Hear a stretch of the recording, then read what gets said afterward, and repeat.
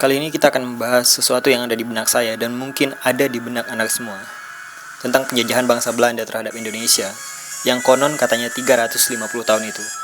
Kita mulai dengan satu pertanyaan. Kenapa Indonesia bisa dijajah Belanda? Kenapa negara yang seluas ini bisa dijajah oleh negara yang relatif sangat kecil? Di Eropa, Belanda dikelilingi oleh negara-negara yang luas, yang lebih tangguh darinya.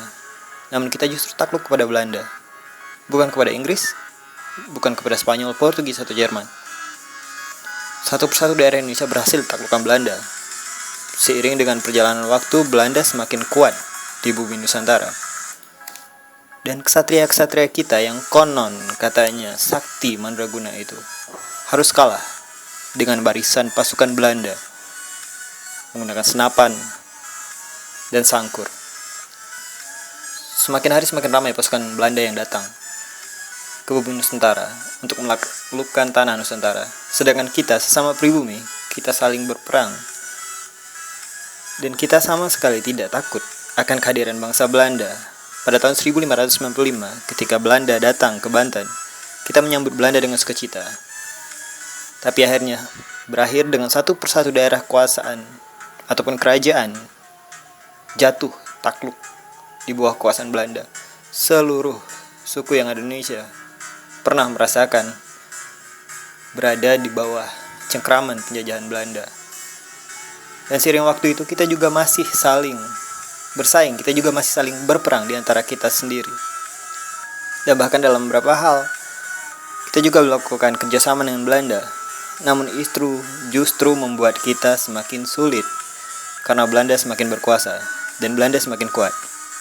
Pasukan-pasukan Belanda yang pada awalnya sempat kita remehkan dan hanya kita manfaatkan untuk membantu perang kita menghadapi bangsa penjajah yang datang sebelumnya seperti Portugis dan Spanyol, ternyata mampu melakukan hal yang di luar perkiraan kita. Justru Belanda lah yang di kemudian hari menjadi penakluk total seluruh bumi Nusantara ini. Pasukan-pasukan Belanda dengan senjata dan strategi yang belum kita kenal sebelumnya berhasil membangun negeri baru di tanah timur ini. Namun tidak semua kejayaan Belanda itu disebabkan oleh Belanda sendiri.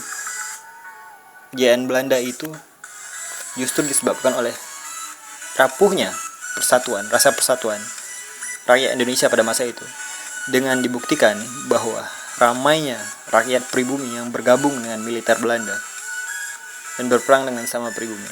Hal inilah yang di kemudian hari menjadi duri bagi Indonesia sendiri, di mana kita saling membunuh sesama pribumi